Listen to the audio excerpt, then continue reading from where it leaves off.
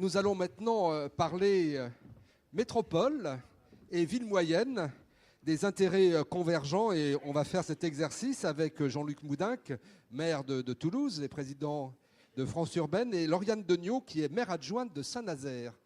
Voilà, madame, monsieur, si vous voulez bien nous rejoindre.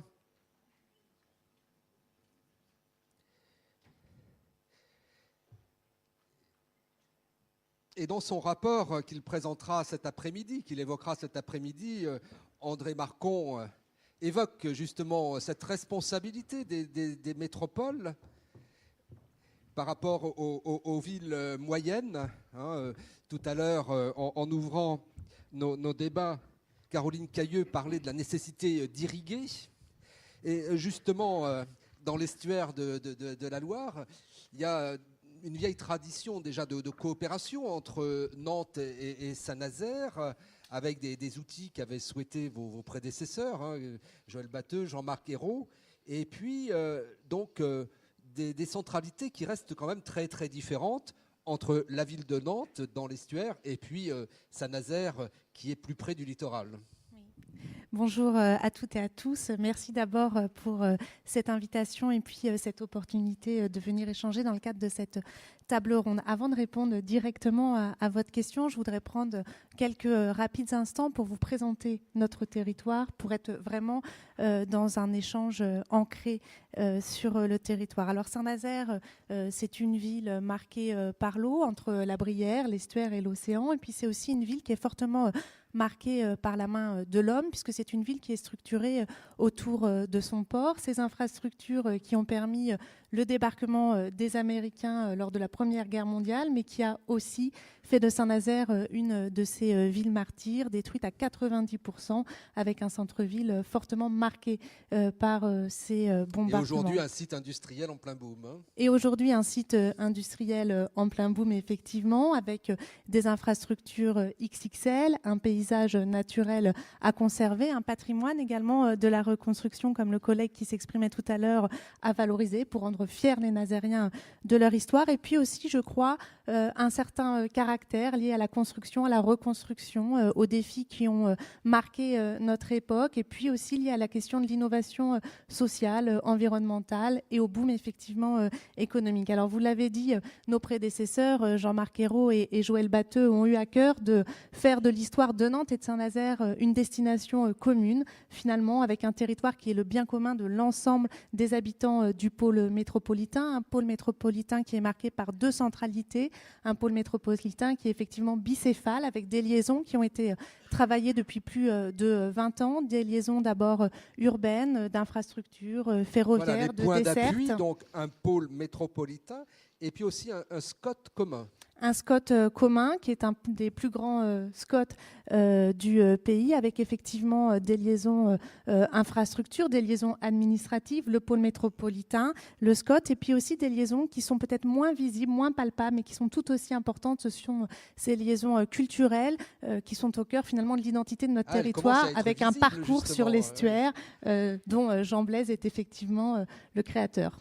Et aujourd'hui, à l'intérieur du pôle, un travail qui est fait, me disiez-vous, sur le littoral et donc toute cette frange littorale de ce territoire. Oui, on a choisi avec le pôle métropolitain, avec nos collègues de Nantes, mais aussi des autres territoires du pôle métropolitain, de lancer une grande étude de reconquête de la façade littorale et maritime de la métropole nantaise, qui a plusieurs finalités. D'abord, conforter la ville de Saint-Nazaire dans sa double centralité du pôle métropolitain, mais aussi centralité de cette façade littorale qui s'étend finalement sur une large partie de la côte atlantique, qui part de la Vendée pour aller rejoindre le Morbihan, puis qui vise aussi à conforter la dynamique économique, industrielle, créative de la métropole nantaise en tant que telle. Et cette dynamique, elle est permise vraiment par le pôle métropolitain et par un pilotage extrêmement partagé avec la ville de Nantes, l'agglomération de Saint-Nazaire, mais aussi des partenaires privés comme la CCI ou le Grand Port Nantes-Saint-Nazaire. Voilà comment ça se passe dans l'estuaire de la Loire. Alors Jean-Luc Moudenc, à la fois maire et président de la métropole de Toulouse et puis présidente de France Urbaine.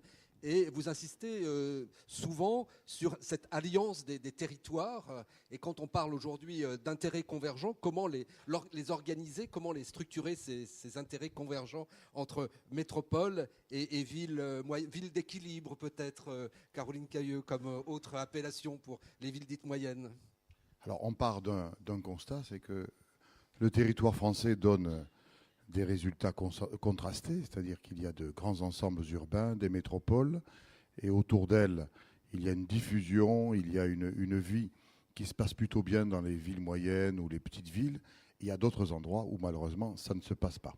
Ça ne se passe pas, c'est-à-dire qu'il n'y a pas la diffusion. C'est la fameuse théorie du ruissellement. Heureusement, personne ne défend cette théorie. Elle est invoquée parfois par des politiques pour provoquer un effet d'épouvantail. Ce qui est sûr, en tout cas, c'est que les choses ne vont pas de soi. Et donc, il faut qu'on se pose la question de savoir comment, à partir d'un dynamisme métropolitain ou d'un grand centre urbain, on peut organiser un phénomène de diffusion. Pour ça, je crois qu'il faut commencer, c'est une question d'état d'esprit, par rompre avec un certain nombre de discours convenus, où d'un côté on met les élus ruraux, de l'autre côté les élus urbains, les deux catégories étant appelées à s'affronter et à jouer ce jeu de rôle pour satisfaire certains à droite et certains à gauche. Donc la première chose, je crois que c'est dépasser ce théâtre qui n'est qu'un théâtre stérile et regarder comment on peut développer des coopérations. Il y a 2 ans, avec le gouvernement précédent, nous avons mis en place ce qu'on a appelé des pactes État-métropole. On a, avec Manuel Valls à l'époque, signé un pacte, je dirais, type, et puis ensuite on l'a décliné dans chacune des 15 métropoles. À l'époque, il y avait 15 métropoles. Et on a voulu, ça a été une demande de France Urbaine, et le gouvernement de l'époque était tout à fait d'accord, on a voulu que dans chaque pacte, il y ait obligatoirement une fonction, un projet de coopération entre territoire urbain métropolitain et territoire rural. Donc les choses ne vont pas de soi. Il y a des endroits où les choses ont avancé, d'autres où elles restent à faire.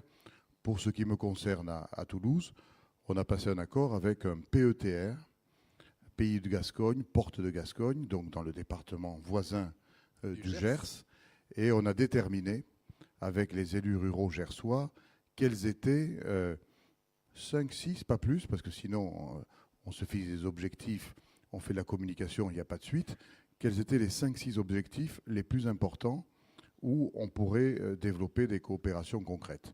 Et on a lancé tout ça. Alors, je ne vais pas vous infliger...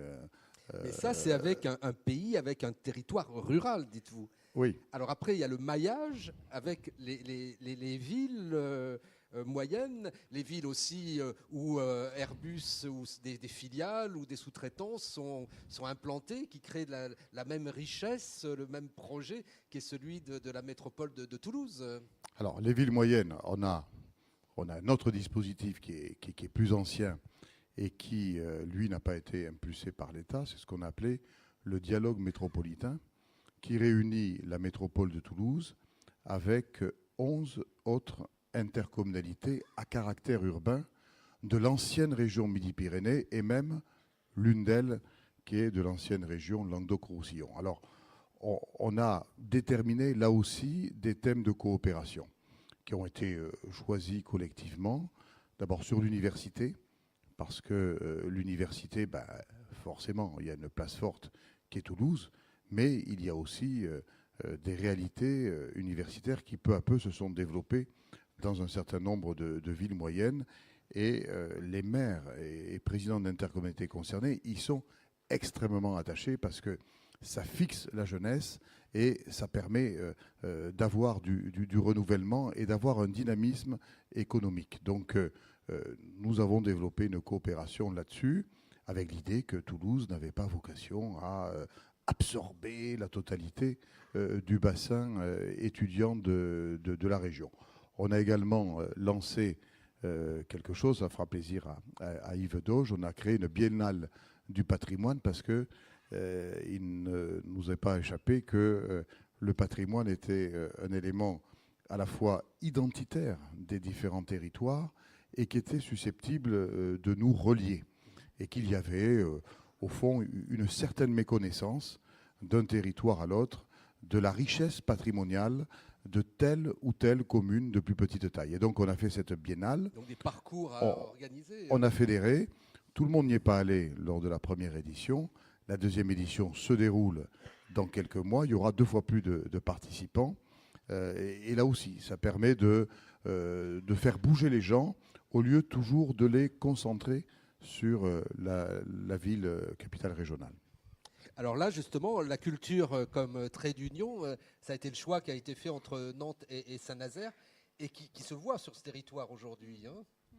Oui, la culture entre Nantes et Saint-Nazaire, le choix finalement assez évident avec beaucoup de recul. La culture, pourquoi ? Parce que la culture qui fait identité, qui fait humanité, qui fait finalement territoire de vie en partage et en commun, ça s'est traduit par un programme d'œuvres sur l'espace public sur le long de l'estuaire pour venir mailler le territoire très physiquement sur l'écosystème, l'économie bleue. Ça se traduit aujourd'hui en allant encore plus loin par un programme qui viendra relier dès cet été Nantes au Mont-Saint-Michel en passant par Saint-Malo, Rennes et Saint-Nazaire dans un nouveau projet qui s'intitule Traversée moderne d'un vieux pays avec une cible nationale mais aussi internationale, notamment les touristes asiatiques et puis aussi un partenariat économique. C'est peut-être plus évident mais ça demande quand même beaucoup de volonté au quotidien de maintenir cette coopération pour éviter une concurrence qui serait stérile pour notre territoire.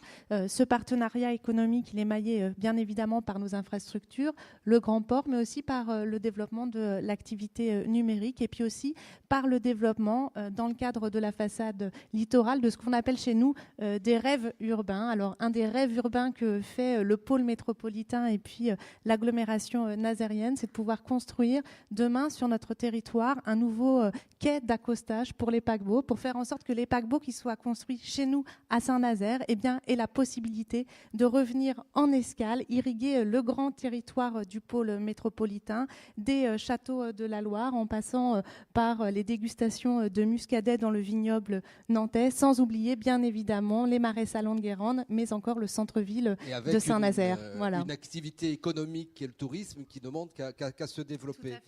J'évoquais tout à l'heure André Marcon et le rapport qu'il a remis en février sur la mission prospective sur la revitalisation commerciale des villes petites et moyennes.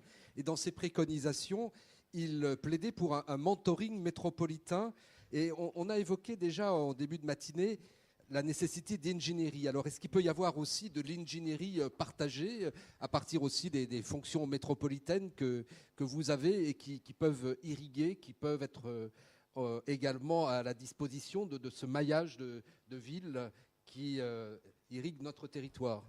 C'est ce que j'ai dit il y a 15 jours à Serge Morvan en vue de la future agence de cohésion territoriale. Nous avons un avantage, nous, les territoires urbains les plus importants en population, c'est que nous avons une panoplie d'outils extrêmement variés dans des domaines très différents. On a des agences d'urbanisme, on a un marché d'intérêt national, on a une agence pour la fibre, on a des sociétés d'aménagement, on a beaucoup de choses. Et tout ça, on l'a créé au fil du temps pour nos propres projets et en fonction de nos propres besoins. Et ce que je pense, c'est que la future agence aurait tout à gagner à mettre tous ces outils-là qui sont répartis à travers le territoire national à plat, à en faire l'inventaire et à poser le principe de la coopération, c'est-à-dire de la mise à disposition de ces outils pour des territoires pour lesquels ils n'ont pas été créés au départ, c'est-à-dire villes moyennes, petites villes, qui effectivement, avec leurs propres projets, n'ont pas forcément les ressources humaines, n'ont pas forcément l'ingénierie à leur disposition. Et le rôle de l'agence de cohésion pourrait être justement de participer au financement des mises à disposition de manière à ce que les intercommunalités rurales ou les villes moyennes ou les villes de petite taille, lorsqu'elles feront appel à ces outils-là, elles puissent le faire avec des conditions financières extrêmement favorables. De toute façon, ces outils-là ne fonctionnent pas pour rapporter de l'argent aux métropoles ou aux grands ensembles urbains. Ce sont des outils d'intérêt public. L'avantage, c'est que nous avons accumulé à travers eux une expérience considérable. Le fait de partager cette expérience, de ne pas la garder pour nous, il me semble que ça serait un acte fort de cohésion territoriale à l'échelle nationale. Alors, métropole et ville moyenne, des intérêts convergents. Les organisateurs de notre rencontre n'ont pas mis de point d'interrogation. Comment accroître cette convergence, ou au contraire, quels sont les problèmes que vous rencontrez? Qui souhaite intervenir sur ces points? Voilà une main qui se lève et le micro qui va arriver jusqu'à vous. Merci. Bonjour à toutes et à tous. Nicolas Langlois, maire de Dieppe, troisième ville du département de Seine-Maritime. Je partage les propos de mon collègue maire de Toulouse quand il dit qu'il ne s'agit pas d'opposer les élus des territoires ruraux, des villes moyennes ou des métropoles. D'abord parce que derrière, il y a des habitants qui ont tous les mêmes droits. Sauf que dans la réalité, ce n'est pas tout à fait exactement ce qui se passe. Les grandes régions ont conduit à ce qu'on concentre les grandes administrations soit dans les métropoles, soit dans les plus grandes villes des régions. Je pense à l'ARS, l'Agence régionale de santé, je pense au rectorat, je pense à la Direction régionale des affaires culturelles, puisque tout à l'heure on parlait de notre patrimoine, et la liste pourrait être longue. Je pense que les élus ont toutes et tous des exemples à citer dans leur territoire. On est aussi dans une période où il y a une réforme des tribunaux qui est en cours, et le risque, l'un des risques qui a été repoussé, c'était d'avoir un tribunal de référence par région, avec le risque, une nouvelle fois, d'éloigner les habitants de la réponse à leurs besoins et de la proximité des décideurs, des grands élus, de leurs besoins du quotidien. Et puis, une nouvelle fois, la liste pourrait être plus longue. Cela dit, moi, je prends positivement le plan Action Cœur de Ville, puisqu'on a été retenu, et aussi parce qu'il ne s'agit pas que l'État vole au secours des villes moyennes, mais que l'État se dise, enfin, on va pouvoir s'appuyer sur les villes moyennes pour un aménagement équilibré du territoire. On pourrait longuement disserter sur les métropoles. Moi, je pense que ce n'est pas un modèle durable et écologique de l'aménagement de la France et même de la République. Mais ce n'est pas le sujet d'aujourd'hui. Cela dit, la question, c'est quel lien entre les métropoles et nos territoires, notamment en termes de désenclavement et de liaison ferroviaire. Je ne fais pas le lien avec le débat sur les petites lignes et les grandes lignes ferroviaires. Les liaisons routières. Nous, on se bat depuis 30 ans pour une simple route nationale entre Dieppe et Rouen, qui est la seule métropole de Normandie. Et puis le risque aussi avec les métropoles, et ça, je pense que beaucoup de maires de villes moyennes ont ça en tête, c'est que quand une métropole se crée, en Normandie, il n'y en a qu'une. Et donc, tous les regards se braquent sur la métropole. Quand il y en a plusieurs, les regards se braquent sur les différentes métropoles. Mais c'est que les investissements publics et privés s'y concentrent. Et puis, c'est que les partenaires du plan Action Cœur de Ville aient aussi les yeux rivés sur les métropoles. Et moi, je suis inquiet de ça, c'est qu'on a passé la première dans le cadre des 222 villes retenues, et que moi, je suis impatient parce que mes habitants sont impatients, mes commerçants sont impatients, tous les acteurs de mon territoire sont impatients. C'est qu'on passe la deuxième, la troisième, et que les acteurs se dévoient, les principaux acteurs du plan Action Cœur de Ville, ceux qui signeront la convention. Moi, je signe la convention le 5 juillet prochainement avec Madame la préfète de région, mais c'est qu'on sache où on va, parce que pour l'instant, on n'a aucune intention d'arrêter, aucun financement de fléché devant les actions, alors que toutes les communes qui sont présentes ici ont des dizaines de fiches actions prêtes, certaines qui ne pourront jamais voir le jour s'ils ne sont pas accompagnés. Alors, je pense qu'à un autre moment de la journée, on viendra là sur le dernier point que vous évoquez et la maturité des projets. Mais sur le premier point, alors c'est une interpellation aussi à l'État sur l'organisation de ces administrations déconcentrées. Totalement. La question de notre collègue de Dieppe était assortie d'exemples ressortant uniquement de la décision de l'État. Effectivement, les décisions de l'État ne sont pas prises par les élus urbains que nous sommes en ce qui concerne les implantations de tel ou tel tribunal, de telle ou telle administration.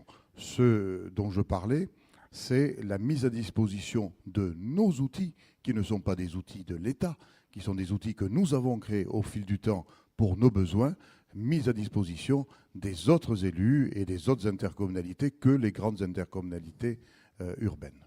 Mais votre collègue de Dieppe insiste aussi sur les mobilités, hein, et c'est vrai qu'entre Nantes et Saint-Nazaire, les flux se font facilement. Non, pas tant Pas que tant que ça. ça. Justement, moi, je rejoins vraiment l'intervention de mon collègue de Dieppe. Et si je réfléchissais aux freins, ou plutôt à ce qu'on pourrait améliorer en étant dans une posture positive, la question des liaisons entre les deux pôles bicéphales du pôle métropolitain sont aujourd'hui une vraie question. On se heurte aujourd'hui à Saint-Nazaire à des difficultés de trafic ferroviaire extrêmement importants. On ne fait plus Nantes-Saint-Nazaire comme on le faisait il y a encore quelques années en une demi-heure en étant sûr d'arriver à l'heure, à son rendez-vous ou encore à son travail. Donc c'est effectivement une vraie question. Tout comme si je pousse un peu plus loin le trait, la question de la desserte aéroportuaire pour notre territoire, au regard de l'actualité passée maintenant, reste un sujet éminemment important pour le développement, y compris économique de notre territoire. Et puis dans les autres freins que nous, on peut voir aujourd'hui sur notre territoire, même si évidemment le dispositif Cœur de Ville est vraiment le bienvenu et nous aussi, on souhaite s'en emparer. J'en citerai deux. La question de la faible coordination interscot sur un département et donc la question de la gestion de l'extension des zones périphériques à l'extérieur de notre SCOT et donc quelque part de la concurrence en matière de développement économique, de création d'emplois sur un bassin de vie qui n'est pas forcément un territoire administratif. Et puis un autre point que je souhaitais quand même aborder, y compris à la demande de monsieur le maire de Saint-Nazaire, monsieur Samzin, c'est la question de la contractualisation auxquelles sont soumises aujourd'hui les 322 plus grandes collectivités de France qui limitent notre dépense à 1,2%. Et comme monsieur le ministre est de retour parmi nous, j'en profite, je saisis l'occasion. N'y a-t-il pas là une injection quelque part contradictoire ? Comment faire du projet sans avoir les moyens d'investir en ingénierie ? Comment faire de l'investissement sans dépenser en fonctionnement ? Ne pourrait-on pas imaginer de sortir l'ensemble des dépenses de fonctionnement qui sont liées de manière directe ou indirecte au contrat Cœur de Ville des 1,2% auxquels sont aujourd'hui soumises nos collectivités, au risque de voir ce projet se rétracter plutôt que de prendre l'envergure nécessaire sur nos territoires. Alors, autre... voilà, de ce côté. Ah, là-haut. Allez-y, madame. Bonjour, Adija Diaf, ministère de la Culture, Direction Générale des Patrimoines. Parlez bien dans le micro, qu'on vous entende. Adija Diaf, ministère de la Culture, de la Direction Générale des Patrimoines. C'est pas, mon intervention est un peu déphasée parce que je voulais intervenir tout à l'heure. Mais allez-y, puisque vous avez la parole. J'ai pas levé la main assez haut. C'était juste pour apporter une petite précision pour que la bonne information soit partagée par tous, surtout que quand on sait que plus de 60%, voire plus, des villes sélectionnées sont en secteur patrimoniaux, donc aux abords au site patrimonial remarquable. C'est juste par rapport à l'intervention du maire de Laval, par rapport au recours contre les avis ABF.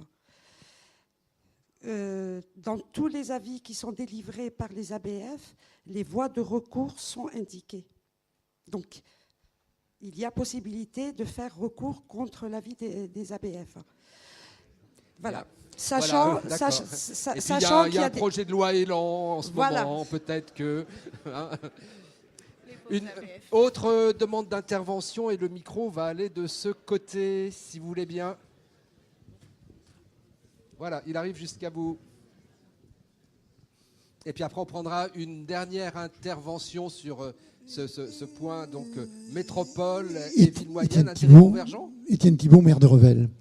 Je suis frappé, j'écoutais Jean-Luc Moudin avec intérêt, mais il y a quelque chose qui me choque un peu, non pas dans ses propos, mais sur l'ensemble. Quand on regarde compétences État, compétences région, compétences département, compétences métropole, quand va-t-on arriver à clarifier quelque chose, savoir qui fait qui et qui respecte ce qu'il a à faire sans monter sur les pieds des autres?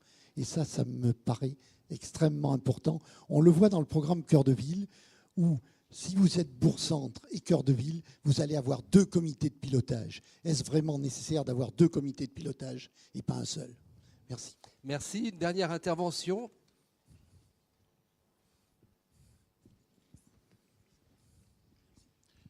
Christian Bordenave, adjoint au maire de Bergerac et vice-président à la communauté d'agglomération de Bergerac. Je rebondis surtout sur le sujet métropole et ville moyenne pour peut-être me faire aussi le porte-parole. Je ne sais pas s'il y a d'autres maires de villes moyennes d'Aquitaine.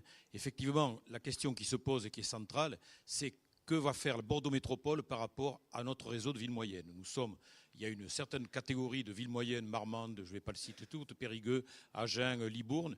Nous avons absolument besoin d'avoir une concertation avec Bordeaux Métropole. Nous venons de gagner l'aménagement de la voie ferrée entre Bergerac, Sarlat et Bordeaux, grâce justement à une collaboration étroite des départements Gironde, Dordogne et région, bien sûr. Et je crois que demain, on ne pourra pas intervenir sans qu'il y ait une concertation des villes moyennes et savoir Bordeaux Métropole, qu'est-ce qu'elle peut nous demander. Il y a un problème de contournement de la métropole bordelaise aujourd'hui, et allons vers l'Est, parce que nous sommes tous preneurs d'avoir un contournement qui vienne vers l'Est de la métropole. Il y a des problèmes aéroportuaires, il y a des problèmes de logistique poids lourd avec des plateformes qu'on peut imaginer, justement avec des plateformes qui seraient assises sur toutes ces villes moyennes. Il y a vraiment un travail à réaliser et je ne fais que faire un appel. Je profite également. Alors, on ne va pas demander à Jean-Luc Moudingue de répondre pour Alain Juppé, mais on voit bien là, dans cet exemple, cette demande d'un dialogue renforcé entre les métropoles et les villes qui maillent le territoire. À partir du moment où l'État a décidé, il y a quelques années, de doter le pays des métropoles, eh bien, je crois effectivement que les métropoles montent en puissance et n'ont pas terminé de monter en puissance, n'en déplaise à certains. À partir de là, il y a deux manières de voir les choses. Soit on déplore ce phénomène, on le combat, on mène un combat d'arrière-garde, et à mon avis, ce combat sera perdu. Soit au contraire, on dit aux métropoles, puisque vous avez le dynamisme pour vous, puisque la loi... Et les fonctions métropolitaines, voilà, aéroport, recherche... Puisque la loi vous a donné des pouvoirs supplémentaires, eh bien, vous avez des devoirs supplémentaires aussi. On ne peut pas d'un côté dire à certains en République, vous avez plus de pouvoirs et vous avez moins de devoirs. Les métropoles ont plus de pouvoirs, elles doivent avoir plus de devoirs vis-à-vis de leur territoire situé en périphérie. Et pour ça, eh bien, il faut mettre fin à, je dirais, certaines habitudes, il faut se parler. Et il faut se parler directement. Voilà. Et la question sera donc posée à deux autres institutions.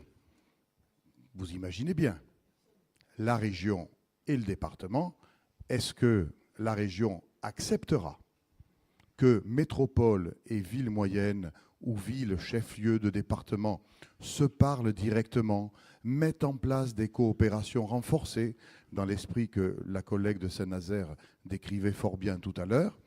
Est-ce qu'à l'intérieur d'un département, le conseil départemental acceptera que la métropole discute avec chaque communauté de communes rurales?